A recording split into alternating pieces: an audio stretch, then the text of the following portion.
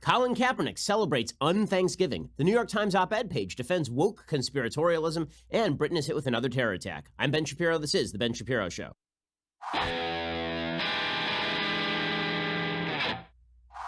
The Ben Shapiro Show is sponsored by ExpressVPN. Protect your online privacy today at expressvpn.com/Ben. Now, you may have been noticing some volatility in the markets. You may have also been noticing some people making estimates over stock prices next year. Now might be a good time to diversify some of your investments, particularly in precious metals. Now, you know, Birch Gold has been with me since the very beginning. They were literally our very first advertiser on this show. And they're putting out an offer this holiday season that I haven't seen before, and I've known them for quite a while. It is the Silver Stocking Stuffer event.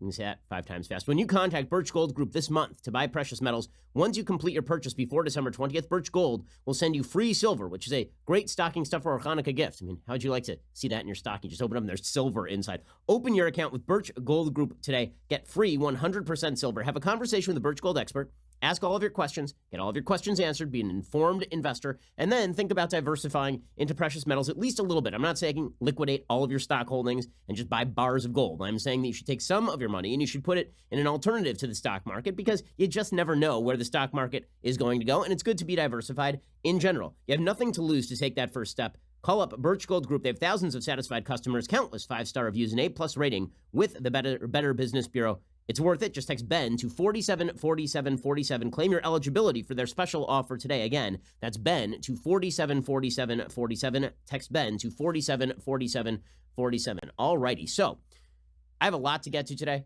First, let me just say it is the most wonderful time of the year for crapping on America, apparently. Apparently, it is that time of the year. See, we are approaching a 2020 election. And as we approach that 2020 election, it is apparent that in order to gain the huzzas of the mainstream media, in order to receive praise from the mainstream media, all you really have to do is take a dump all over the systems that have created prosperity and liberalism and freedom in the West. If you do that, then the media will praise you endlessly because our media, unfortunately, are populated with people who don't have a proper understanding of American history. Many of them read Howard Zinn's People History of the United States and think they know things now, even though that history is taken out of context and is completely meritless in terms of its general worldview. This is the way that a lot of people in the United States, particularly in the media, think. And what this means is that you're seeing even presidential candidates having to pay homage to this sort of worldview. Well, the latest to do this is Pete Buttigieg. Now, again, Buttigieg, his draw is that he's been running as a moderate in the past couple of months. He started off his campaign running as a moderate. Then he swiveled to the left in an attempt to grab that woke base. And then when that failed, he swiveled back to the center and he started picking up in the polls. And right now he's leading in Iowa and he's doing well in New Hampshire as well. Elizabeth Warren, conversely, she started off as the sort of rational alternative to Bernie Sanders. And then she skewed way out to the left and started talking nationalized healthcare. And then she fell apart because people don't like that sort of thing. Well, Buttigieg is making that same mistake now. The reason he's doing that is because he traveled down to South Carolina over the weekend, and he is trying to gain some black support for his candidacy. Right now, he has none. And he's the whitest candidate in the race, or at least is perceived as such. In reality, Elizabeth Warren is even whiter because she's the whitest person who has ever lived. But Pete Buttigieg traveled down to South Carolina. He needs to start making some inroads in the black vote because the fact is that about 2/3 of the South Carolina primary base is black. So the AP reports, as he labors to win over black voters whose support is vital to his Democratic presidential bid, Pete Buttigieg found a receptive host on Sunday in a civil rights activist who has sought to continue Reverend Martin Luther King Jr.'s push for a racially diverse national campaign against poverty. After attending services at Reverend William Barber's Greenleaf Christian Church, Buttigieg stayed for a discussion with the Poor People's Campaign, begun by King shortly before his assassination in 1968. Barber, a pastor and former North Carolina NAACP president, revived the movement to unite a new generation of Americans of all races to combat economic inequality. Now, this, of course, was specifically designed in order to win Buttigieg some sort of support. He had had himself a rough week after he was attacked by Michael Harriot. Michael Harriot, and was this columnist for The Root, who wrote a column about how Pete Buttigieg was a lying MFer. Why? Because Pete Buttigieg had suggested quite reasonably back in 2011 that educational inequality in the United States is not entirely due to systemic factors. Much educational inequality in the United States is due to the fact that there are a lot of kids who are growing up in areas where they do not have parental figures who are deeply ensconced in the education system, who are not teaching them that education is, in fact, a ladder out of poverty. That was true, and he was ripped up and down by Michael Harriot for that. And now Buttigieg is attempting to respond to that criticism by basically, it appears, bowing before the dictates of a sort of politically correct wokeness. Now, Michael Harriot, who wrote this pair of incredibly self-indulgent pieces, which were praised as brilliant and wonderful because the more purple your writing is and the more you spice them with meaningful parables and anecdotes, the more people think that you have something important to say. Well, Harriot was on MSNBC and he was talking about Buttigieg, and he said, well, Democrats have to know how to talk to black voters. Now, this is in and of itself a bizarre contention because the fact is Democrats and Republicans should be talking to all voters, presumably, in the same way because we're all individuals. The idea that you talk to a black voter differently than you talk to a Latino voter, differently than you talk to a white voter, is really awful for our politics. If you are tailoring your message specifically based on the race of the people to whom you are speaking, that would be you being kind of racist, right? If you are attempting to speak to white audiences, I mean, reverse the races and you see how true this is. If you spoke to white audiences differently than you speak to black audiences, then this is presumably you being a racist.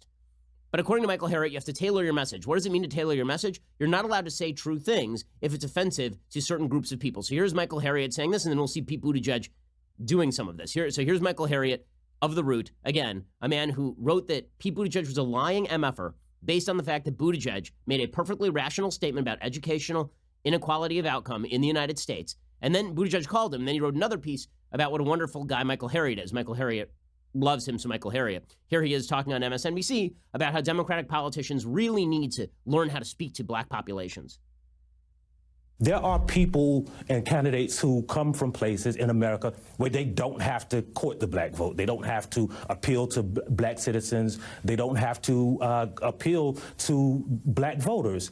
And they can still get elected into the positions as mayor of South Bend or to senator. But when they have to appeal to a wider demographic, they don't know how to speak to black voters. And sometimes black voters can see that. We can sense that. Okay, so what does it mean to speak to black voters differently? Well, Pete Buttigieg thinks that what that means is nodding along when people say insane things about the evils of the United States. So Reverend William Barber is sitting across from Buttigieg, and he starts lecturing him on the evils of the United States. And Buttigieg just sits there and goes right along with it as far as I can see. I don't see any blowback from Buttigieg or an attempt to correct the record. Here's William Barber jumping into a statement about how people who are illegally entering the United States from south of America's border are reclaiming land that was originally won by the United States. So it's legitimate, therefore, to be an illegal immigrant.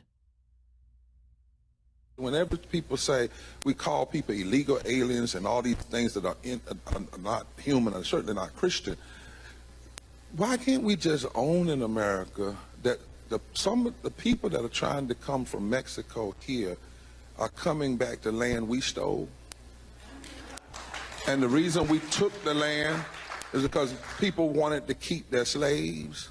Okay, so the Mexican-American War is a very controversial aspect of American history. There were folks like Abraham Lincoln who were very much opposed to the Mexican-American War because they believed that the Mexican-American War was designed to admit new slave states to the Union. Okay, so that part is true. But what Barber says there, that illegal immigrants are crossing the border because of some sort of revenge play from 1848, is perfectly insane. And any sovereign country has to be in control of their own borders, obviously. But the fact that Buttigieg is nodding along to that speaks of how members of the left believe they have to appeal to various members of the Democratic constituency. In other words, the intellectual base of the left, the stuff that starts on college campuses and then filters out to the media and then filters out to so-called thought leaders in the Democratic community, it is quite anti-American in certain aspects of how it views American history and how it views capitalism, how it views Western liberalism. We'll get to more of that in just 1 second. First, let's talk about your sleep quality. So the fact is, I had a wonderful weekend of sleep. Why? Well, not just because I didn't have to get up early every morning in order to come into work, but also because I was sleeping on that Helix sleep mattress. I mean, you talk about a great Christmas gift. You're talking about something that you can get for somebody for the holidays that they're going to enjoy like all the time. That is your Helix sleep mattress. Why? Because it is personalized to you. Helix Sleep has a quiz that takes just 2 minutes to complete. It matches your body type and sleep preferences to the perfect mattress for you. So no matter how you sleep, on your side, on your back, hot sleeper, whatever, Helix can make what your body needs. Just go to helixsleep.com/Ben, take their 2-minute sleep quiz. They will match you to a customized mattress that will give you the best sleep of your life. For couples, Helix can even split that mattress down the middle, providing individual support needs and feel preferences for each side. They've got a 10-year warranty. You can try it out for 100 nights risk-free. So what the hell do you have to lose? The answer is nothing. Helix is offering up to $125 off all mattress orders for our listeners. Get up to $125 off at helixsleep.com/Ben.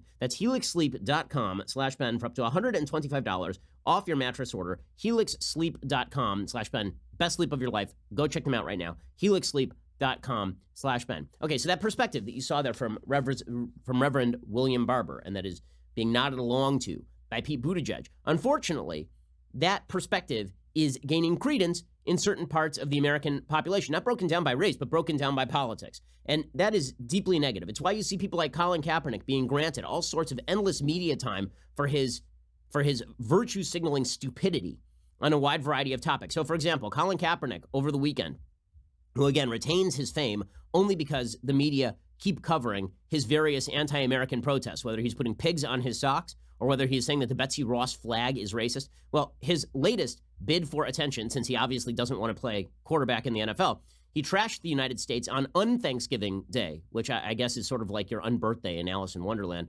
A very merry Unthanksgiving Day to you. He said that he was accusing the United States of having stolen billions of acres of land from indigenous people. And then he released a video on his Twitter account to play into all of this. So here is Colin Kaepernick, a millionaire, thanks to the Western system he is currently criticizing, in America, a country that he apparently really does not like in many ways.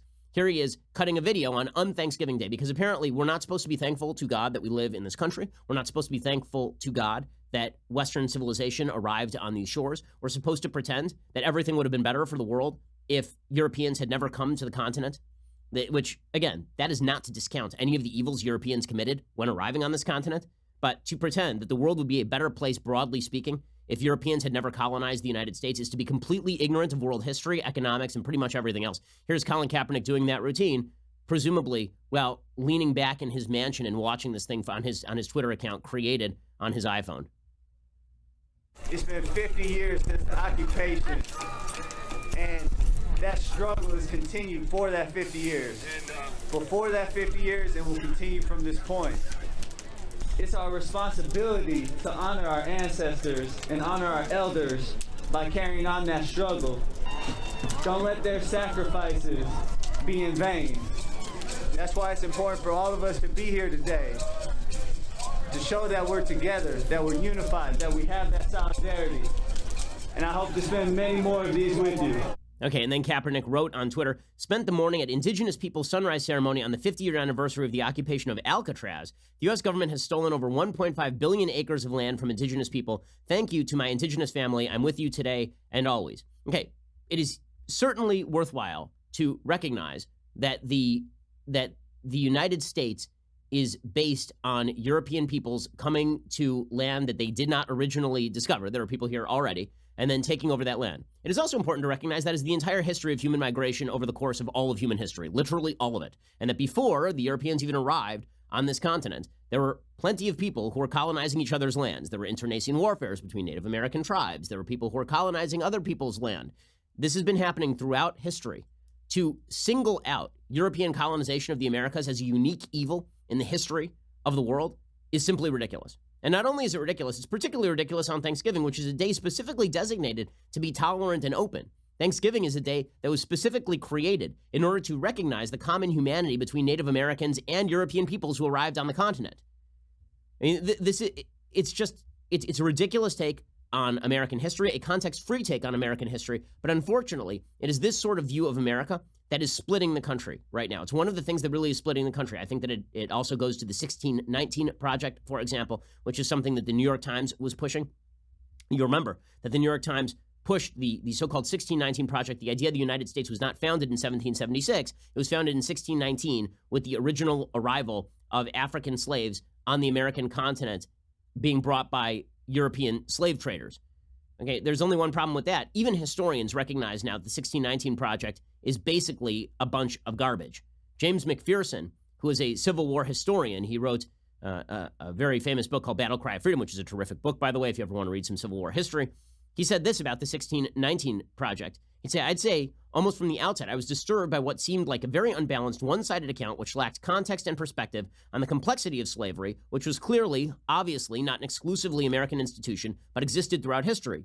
And slavery in the United States was only a small part of a larger world process that unfolded over many centuries. In the United States, too, there was not only slavery, but also an anti-slavery movement. So I thought the account, which emphasized American racism, which is obviously a major part of the history, no question about it, but it focused so narrowly on that part of the story, it left most of the history out.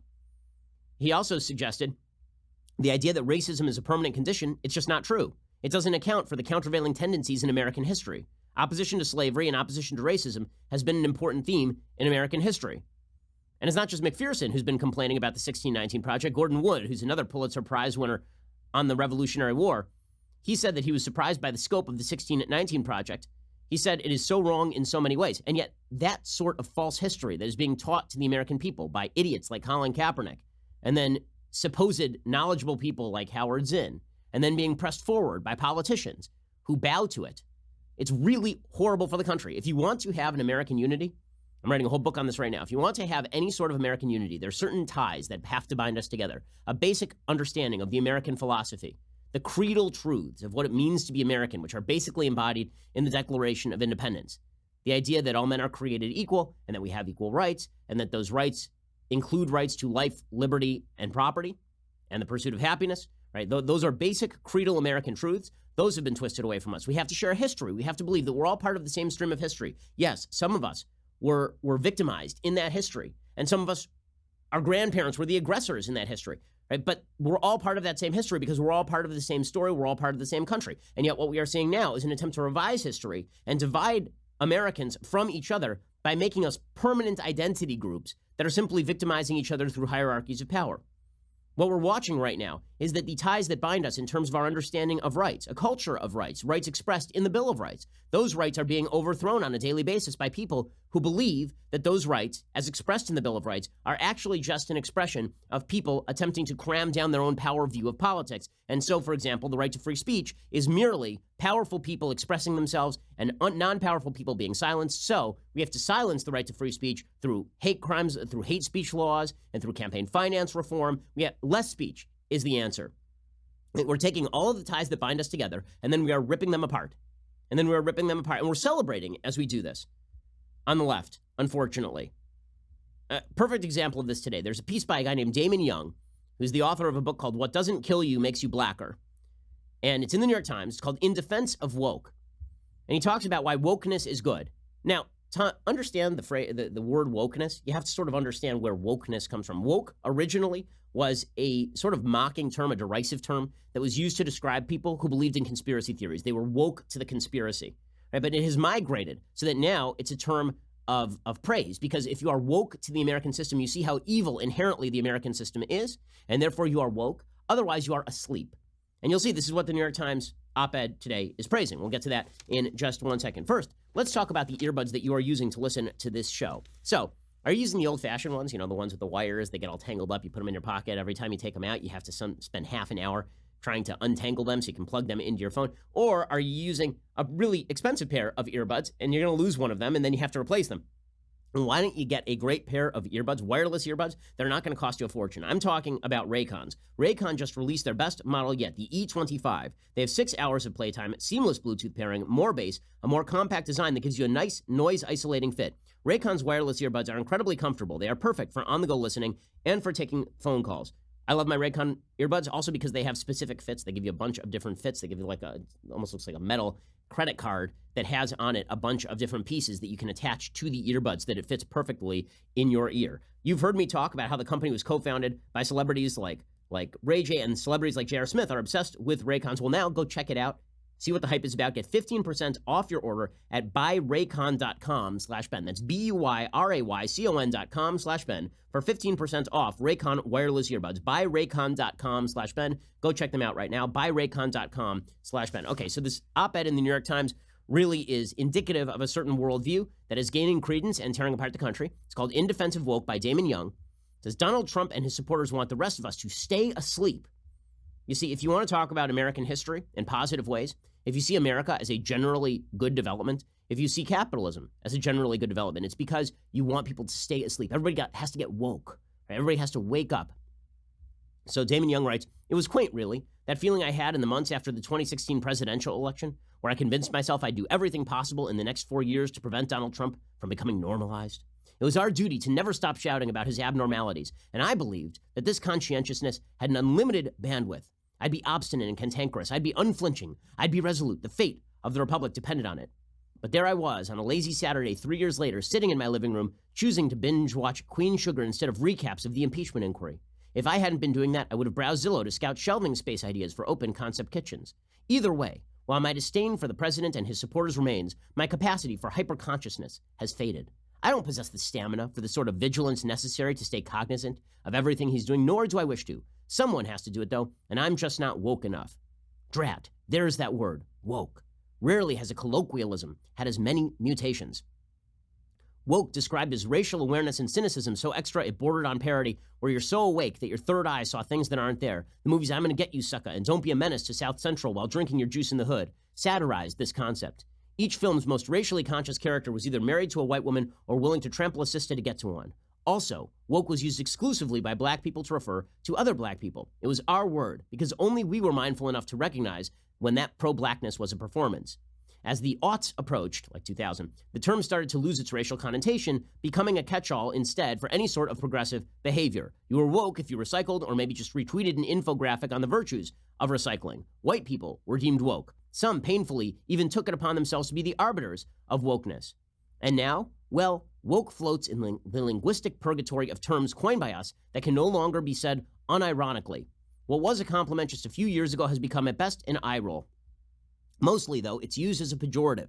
Bill Maher seems to consider wokeness his personal albatross, as he's apparently blind to the paradox of getting paid likely millions of dollars a year to complain about what he believes he's no longer allowed to say. Progressives have to be careful not to be so woke that will scare moderates into voting for Donald Trump, warn usually white male columnists in every major American newspaper.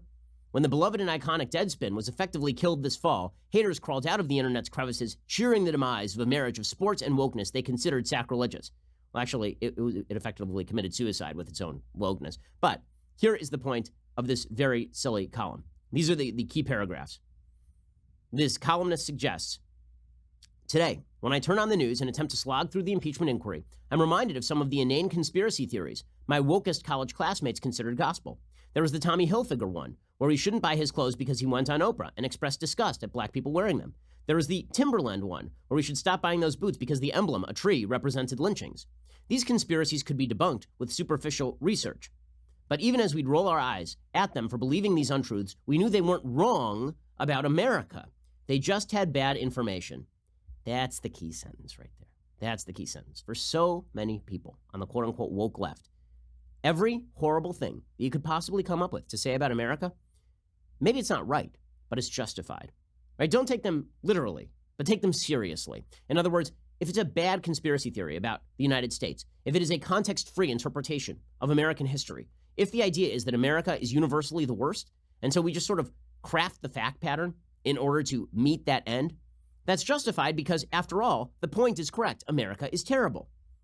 So in other words, this person is saying that, yes, wokeness used to encompass this sort of conspiratorialism, but conspiratorialism is not unjustified in a country where America is conspiratorially racist. Right? He says that, sure, I mean, we can point out that some of these conspiracy theories were dumb, like Tommy Hilfiger or the Timberland boots, but the Tuskegee experiment did happen, and COINTELPRO did happen, and redlining did happen, and gerrymandering is happening, and black people were targeted for subprime lending. We are arrested and incarcerated today at wildly disproportionate rates. While the perpetually woke are dismissed, they're also the canaries in our coal mines, alerting us to the dangers we might be too drowsy to see.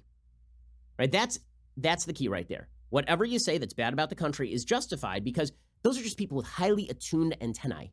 And because their antennae are so highly attuned, they can see the evils in American society where you cannot. And so that's why we should be paying attention to people who make crazed claims about the nature of the United States and American history, because in the end, they're just the bleeding edge, right? I mean, they're just the tip of the spear. And even in that paragraph where this columnist is trying to put together all the things that do happen, he puts together a bunch of things that did happen and a bunch of claims he's making about now, and not all the claims he's making about now are true. So for example, he says, the Tuskegee experiment did happen. Correct. And then he says, gerrymandering is happening. Well, gerrymandering has always happened. I mean, there's nothing new about gerrymandering. The claim that gerrymandering is purely racial is not completely justified, and the idea that it's happening now, as opposed to then, is silly. In fact, gerrymandering has been happening. It's named after Elbridge Gerry, who's one of the founders. And what are you talking about? When he conflates redlining from the 1970s and 1980s with arrest rates that are disproportionate today, disproportionate racially, but not disproportionate in terms of crime, that is a conflation that does not make any sense. And so this column ends. Today, however, the President of the United States is possibly involved in a multinational scheme to suppress votes, discredit rivals, and threaten whistleblowers. This fever dream feels like the premise of a John Grisham novel that his editor rejected for being too absurd. But I am bored out of my mind with the impeachment proceedings and would rather watch my shower faucet drip, or perhaps just go to bed early and catch up on some sleep. And when I find myself giving the insufficiently woke a hard time, I remember someone has to stay awake. This is an article in the New York Times specifically accusing the President of the United States of, quote, a multinational scheme to suppress votes, discredit rivals, and threaten whistleblowers. To suppress votes? He's going to have to explain that one. But again, every conspiracy is justified because in the end, America is a very bad place. And you see this sort of conspiratorialism across the West, unfortunately. A belief that the West is a uniquely terrible place. In fact, there's an article from projectsyndicate.org written by Greta Thunberg, who is, of course, the 16-year-old climate change activist who sailed over here to lecture us all about carbon emissions, and Luisa Neubauer and Angela Valenzuela. And this column basically suggests that all of the talk about climate change is really not about climate change. It's about the evils of the West generally.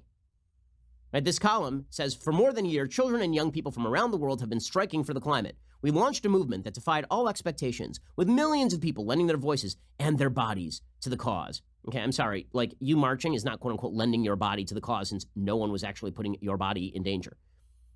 These folks, including Greta Thunberg, say we did not do this because it was our dream, but because we didn't see anyone else taking action to secure our future. And despite the vocal support we have received from many adults, including some of the world's most powerful leaders, we still don't.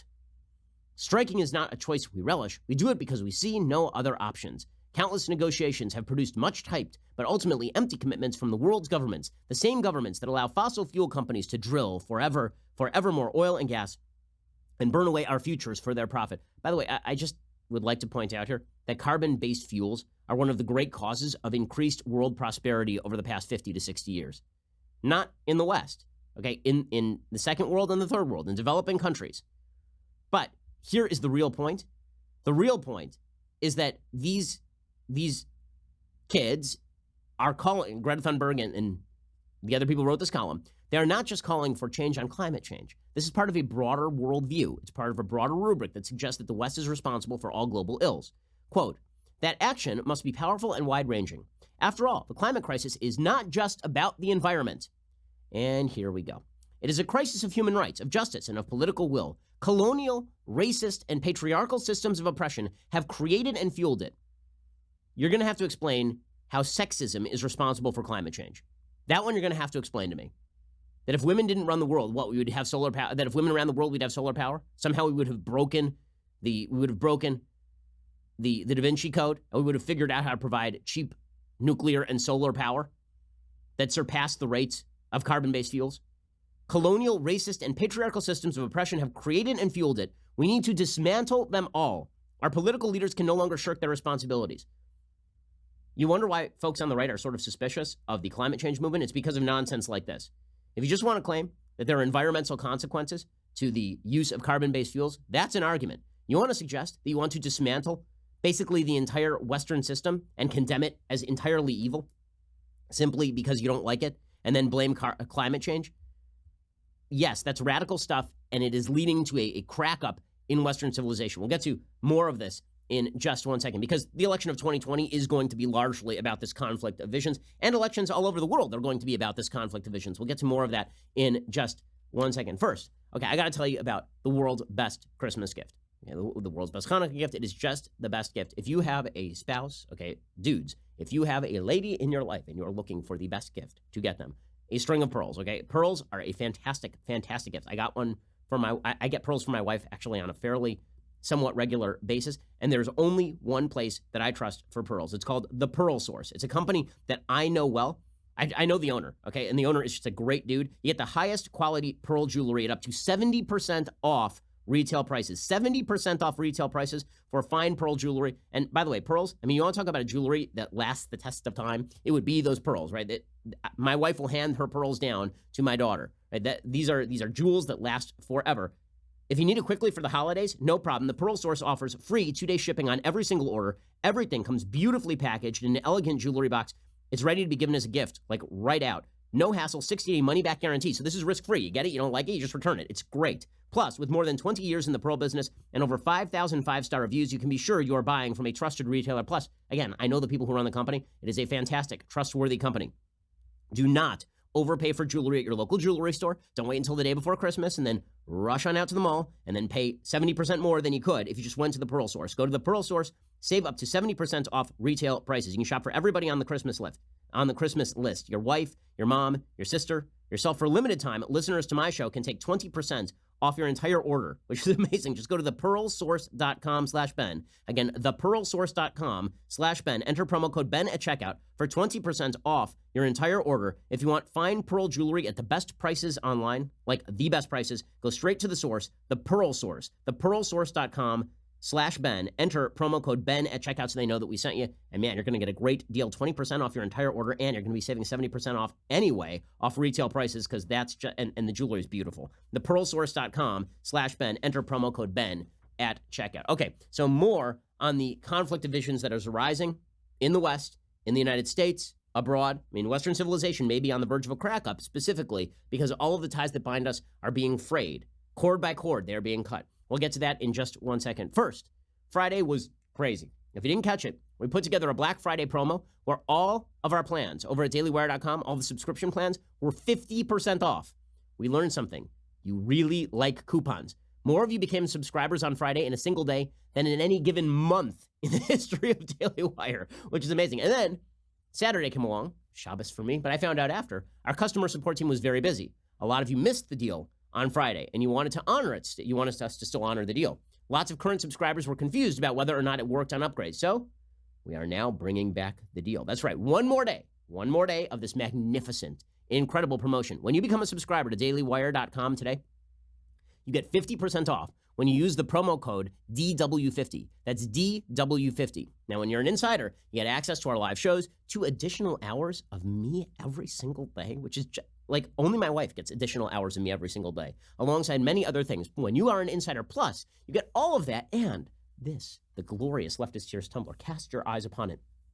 Despair that you have it not. With our new tier of All Access, you get to chat with me and the rest of our team here at dailywire.com. I can't, like when you ask Knowles a question, usually you just get back a blank response, but I can't vouch for that. To clarify, for current subscribers, you can use this for upgrades. Yes, you can. Yes, you can. So what are you waiting for? Get over to dailywire.com. Use the promo code DW50 before time runs out. We're not running of that Cyber Tuesday nonsense. This right now, today, last chance, DW50. Go over to dailywire.com/subscribe and use code DW50. And we are extending that 50% off deal to all of our plans. And it works for upgrades too. Check us out, dailywire.com/subscribe. We're the largest, fastest growing conservative podcast and radio show in the nation.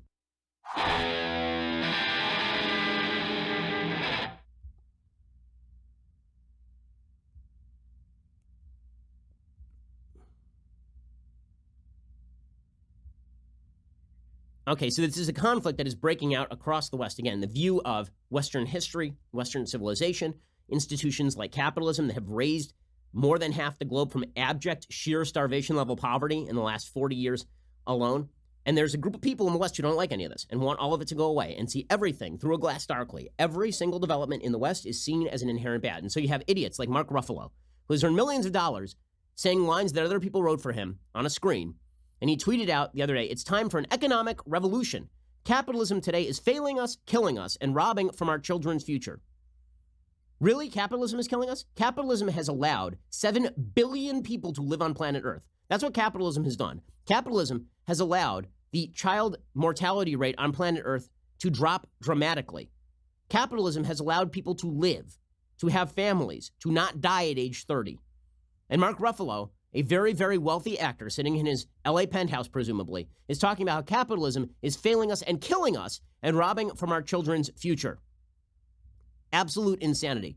Anytime Mark Ruffalo feels like donating his entire paycheck to the third world and then getting right with Karl Marx, he can do it. It's just amazing. It's just amazing. By the way, he was browsing as of 2017 a $10 million renovated Upper West Side brownstone. So that's sounds like a guy who really hates capitalism. He tweeted out a piece from Time magazine called "How America's Elites Lost Their Grip," all about how capitalism has failed all of us and how socialism is now the wave of the future. Again, if you are standing against the capitalist system and then you propose that you're standing in favor of human beings, you're going to have to square those things. And don't give me that the countries of Sweden and Denmark and Finland are somehow socialist paradises. If you want exorbitant tax rates starting at 60 grand a year, and if you still want to live in a free market system, that's a free market system, ma'am. Okay, if you ask the people from Sweden and Norway whether they are living in a free market system, they will tell you they are living in a free market system. The government does not own all the means of production. Okay, but the fact is that this conflict over vision, over what America stands for, what the West stands for, is continuing to resonate across the West. And it is really dangerous. It's really dangerous because ideally you'd have two sides that both agreed on fundamental principles. They just disagreed about how to get to the goal. And that would be the idea, is that you have everybody agreeing that Western civilization is a pretty wonderful place, that free market capitalism is an engine of growth, some disagreements about what government should take care of and what government should not take care of, some disagreements on sort of marginalia. You'd have some disagreements on foreign policy. You'd have some disagreements on the nature of just how much to cast blame on American history as opposed to credit American history, but a basic understanding that America is a pretty incredibly wonderful place by any sort of historical or contemporaneous standards. Right? There would be that basic agreement. But that does not exist. It does not. And increasingly, it is not existing. You can see this in Great Britain as well, by the way, in the conflict over the London Bridge killer. For those of you who missed it, over the Thanksgiving Day weekend, there was a terrorist he was a convicted terrorist. He had actually served time in jail. He murdered 2 people on London Bridge on Friday. It turns out that he was released early.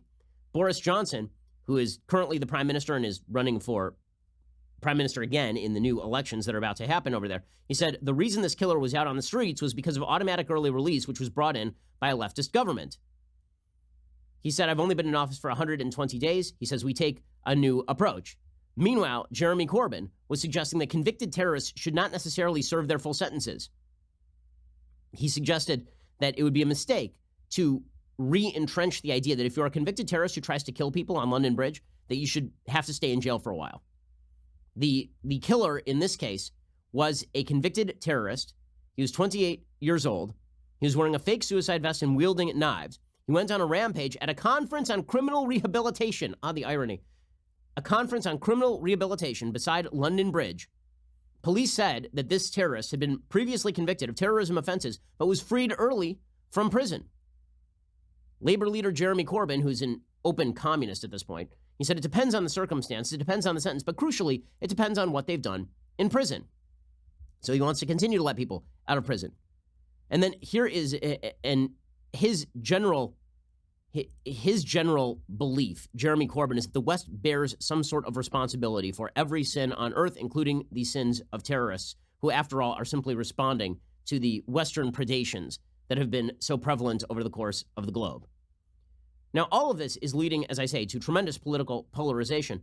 And you see people like Thomas Edsall, who is a data-driven, kind of interesting columnist over at the New York Times, desperately trying to cling to the ideal. And I'll give him credit for this. He's trying to cling to the ideal that liberals in the United States and abroad, that they do not hold completely separate visions of what the world should be than people who are not of the left. So Edsall has a piece in the New York Times called "Liberals Do Not Want to Destroy the Family," or society for that matter. How did this preposterous idea leap to the forefront of conservative thinking? Okay, well, I've just given you about half an hour on how this quote-unquote preposterous idea leapt to the forefront of conservative thinking, and it is because you have leading politicians in the Democratic Party and abroad. You have leading media members who are specifically spending every single day talking about the innate evils of Western systems. It's because grave changes brought about by the social left in the United States have had deep, abiding ramifications for American life, and the left has not only not apologized for those things, but has attempted to accelerate the pace of social change to the point where they are now talking about obliterating the distinctions between male and female completely, so that a male can become a female can become a male, and if you disagree, then you're a bigot. And Thomas Edsall is sitting there going, why do these conservatives think that people are tearing down institutions? Why would people think that the left is trying to destroy? Because Greta Thunberg had a piece over the weekend in which she talked about how basically the West was a series of colonialist, patriarchal, and racist institutions that needed to be torn out at the root to save us all from drowning, thanks to global warming. Maybe that. Maybe because one of the hottest political candidates on the 2020 scene is sitting there nodding while a reverend suggests to him that illegal aliens should be able to cross into the United States on a moral level because Texas used to belong to Mexico. Maybe that. It's like, this is not an evidence-free situation. It's not that the right is simply making things up about what the left thinks. The left has been fairly clear about what it thinks on a variety of these issues. And it's particularly true of cultural elites. Now, where Edsel is right is that if you ask mainstream liberals, if you ask most people who are constituents what they think of America, I still think that most quote-unquote mainstream liberals believe that America is a great place. By polling data, this is true, by the way. If you ask most mainstream liberals whether they believe that capitalism is a good thing, most will still say yes. If you ask them whether they believe in the American flag and apple pie and motherhood, they will say yes. But the elites in the democratic institutions, in the higher echelons of media, in the halls of power, increasingly they don't believe this. And on Twitter, they certainly don't believe this. The media elite on Twitter who have created this woke echo chamber for themselves, they don't agree with this. They don't. And so people are reacting to the thought leaders, as they should, because the fact is that thought leaders lead. Those are the people who have outsized media impact. So Thomas Edsel has this whole piece, and he suggests that Attorney General William Barr, who warned in a speech at Notre Dame on October 11th that secular liberalism had unleashed, quote, licentiousness, the unbridled pursuit of personal appetites at the expense of the common good, he said that there's a glaring incongruity. How could Barr possibly fail to recognize there is no better example of a man in unbridled pursuit of his own appetites than his boss? Okay, well, this is not about Trump. I love how the left tries to turn everything into a referendum on Trump.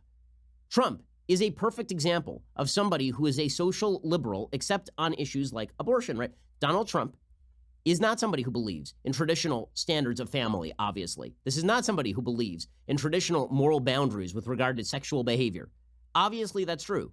But the right properly sees Trump as a bulwark against the left's wholesale onslaught on these values themselves. The fact that Trump doesn't abide by them on a personal level, or maybe even care about some of those values on a personal level, does not mean that he is not a tool to stop the left in its ongoing drive to destroy fundamental basic institutions. But Thomas Edsel says, the forces of secularism press on with even greater militancy that the message that Barr is putting out. It's part of a renewed drive by social conservatives to demonize liberal elites. This theme underpins the new book by Mary Eberstadt, a senior research fellow at the Faith and Reason Institute, Primal Screams, How the Sexual Revolution Created Identity Politics. The alterations of traditional family structure and the social order brought forth by the sexual revolution, Eberstadt writes, have simultaneously rained down destruction on the natural habitat of the human animal, with radical results we are only beginning to understand.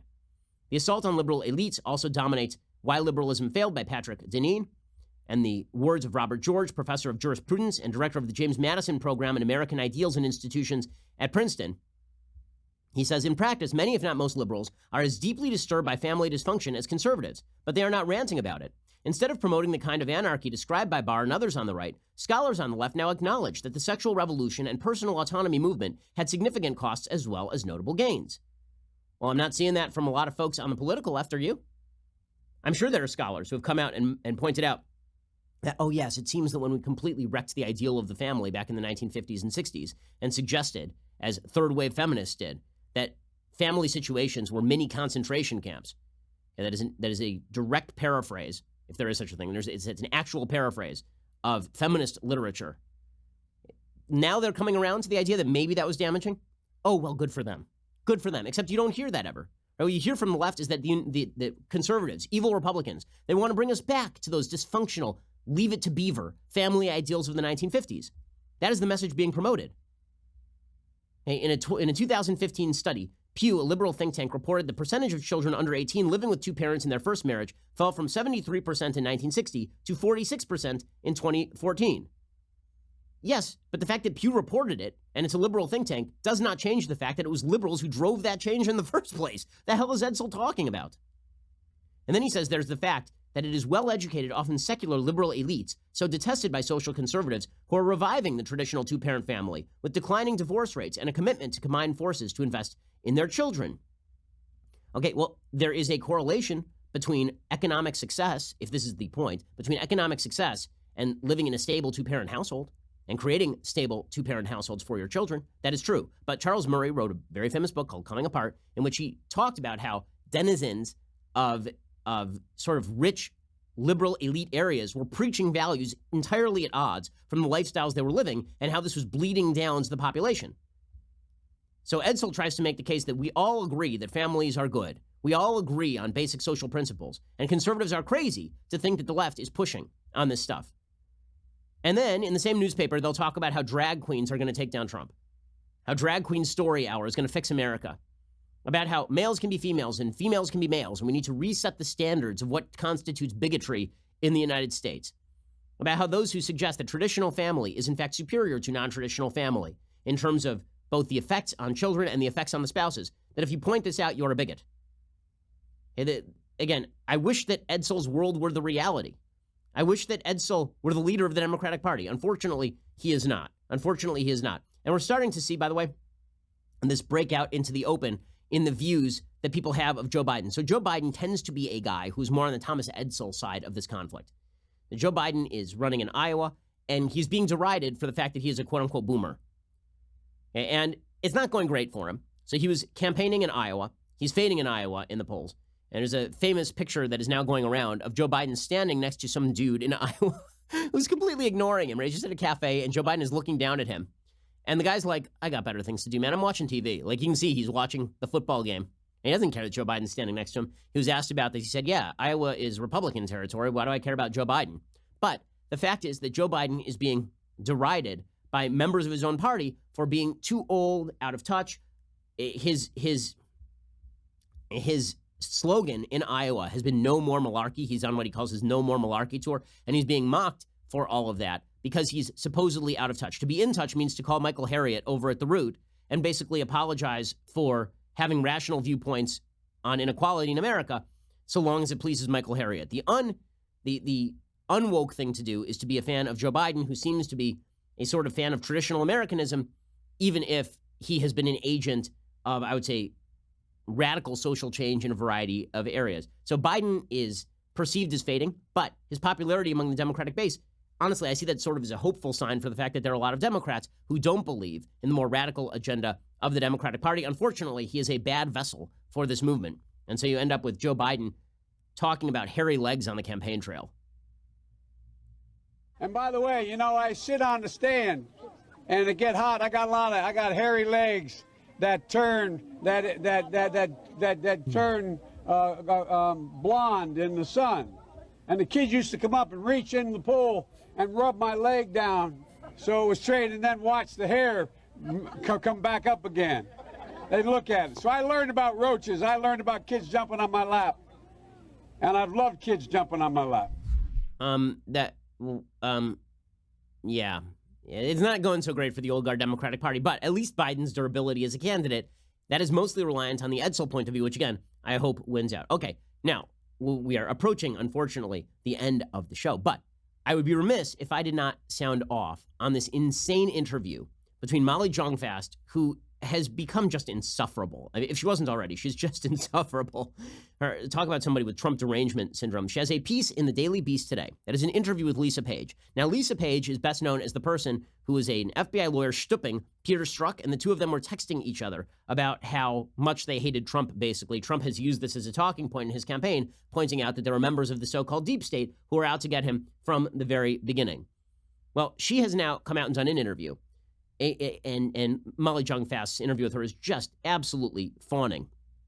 She says, it's not that often that you interview a subject who has no interest in being famous. But recently, I did just that when I sat down with Lisa Page the week before Thanksgiving in my hotel room in Washington, D.C. Page, of course, is the former FBI lawyer whose text message exchanges with Agent Peter Strzok that belittled Donald Trump and expressed fear at his possible victory became international news. They were hijacked by Trump to fuel his deep state conspiracy.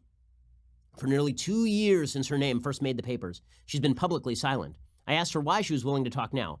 Honestly, his demeaning fake orgasm was really the straw that broke the camel's back, she says. The president called out her name as he acted out an orgasm in front of thousands of people at a Minneapolis rally on October 11th. Here's what it looked like when Trump supposedly demeaned her by faking an orgasm, which, again, I don't know what your orgasms sound like, but this is a weird take on an orgasm if this is supposedly an orgasm. Months earlier, Peter Strzok. Remember, he and his lover, Lisa Page. She's going to win 10 million to 1. She's going to win. I'm telling you, Peter.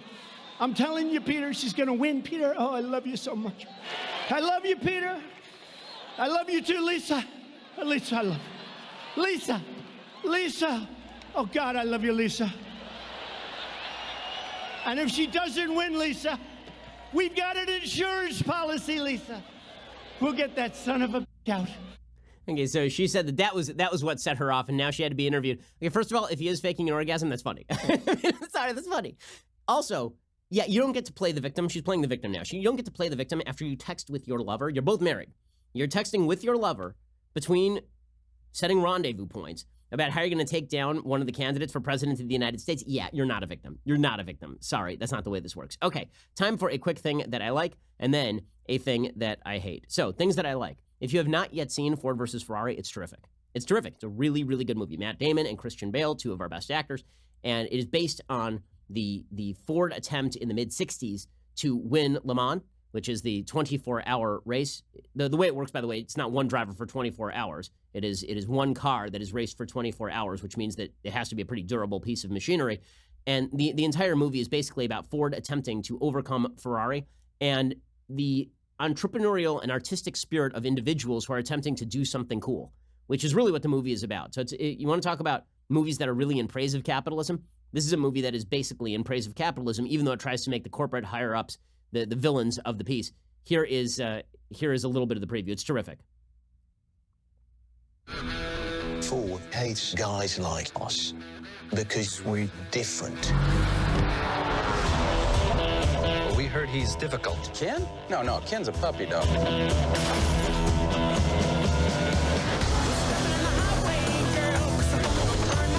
It's awful. If there's a problem, the computer will find it. Get some Scotch tape and a ball of wool. What are they doing? Making your car faster. And both of them should be nominated for Best Actor. One of them will probably be nominated for Best Supporting, but both Damon and Bale are terrific in this film. The film is beautifully directed. It's a 2.5-hour movie, but it feels like an hour-and-a-half movie. Really, really first-rate. Definitely worth the watch, and a very cool American story, because America is a badass place with fast cars and beautiful women. It's a fantastic, fantastic country. It really is. Okay, time for a quick thing that I hate.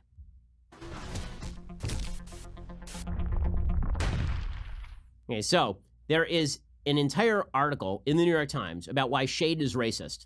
Not kidding you, shade. Why? Because it turns out that in more impoverished areas of the United States, there is less shade. Yes, because you are packing tenements together. Very often you have apartment buildings. It turns out that in places where people live on top of each other, there's less space. I know, very difficult to understand. Suburbia, more trees. Why? Because there's more land in suburbia. You're spending more money to live out there. That's right. But apparently, this is a sign of evil inequality. And in LA, this is a big problem, according to the New York Times. Quote, there is no end to the glittering emblems of privilege in this city.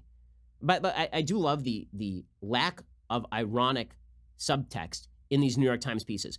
Los Angeles has been governed by Democrats basically my entire lifetime, with the brief exception of Richard Riordan as mayor. It is an entirely Democratic city. It is also turning into a junk heap. It has been turning into a junk heap because it is a liberal city. It is a horribly, horribly governed city.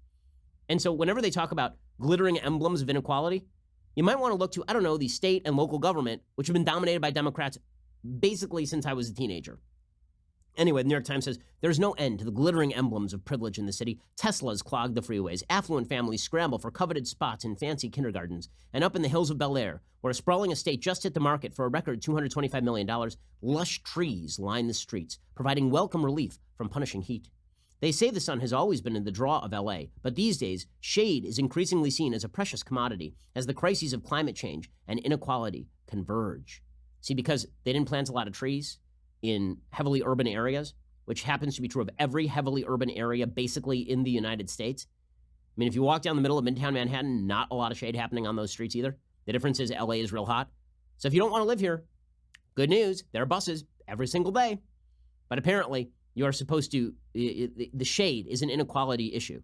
Now listen, you want to plant more trees? I'm all for it. You want to beautify LA? Enjoy. Like, I think that is something that is totally worthwhile. I'm for more shade. But the fact that every single thing can be chalked up to income inequality, or the fact that we are supposed to look at every aspect of inequality as though it is a problem with the quote-unquote system, yes, inequality has existed. It will exist. It will continue to exist. You know what the difference is now and before?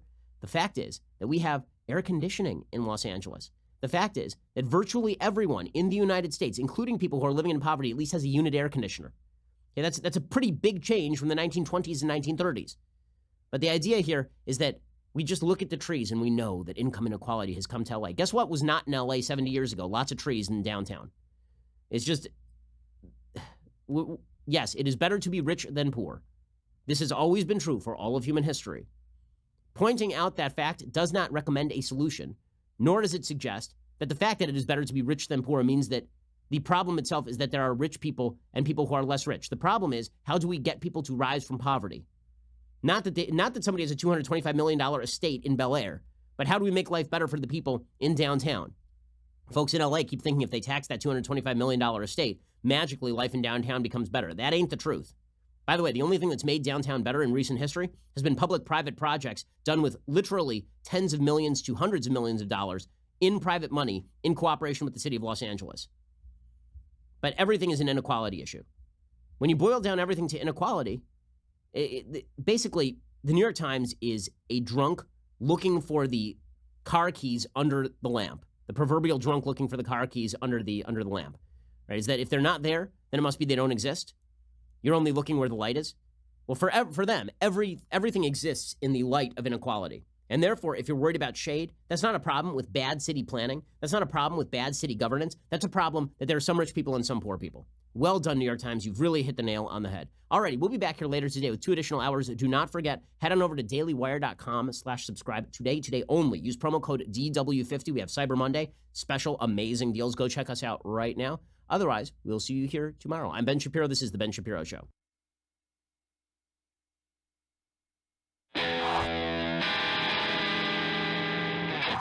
The Ben Shapiro Show is produced by Robert Sterling, directed by Mike Joyner, executive producer Jeremy Boring, senior producer Jonathan Hay. Our supervising producer is Mathis Glover, and our technical producer is Austin Stevens. Assistant director Pavel Wydowski, edited by Adam Sayevitz. Audio is mixed by Mike Coromina. Hair and makeup is by Jesua Olvera. Production assistant Nick Sheehan. The Ben Shapiro Show is a Daily Wire production. Copyright Daily Wire 2019.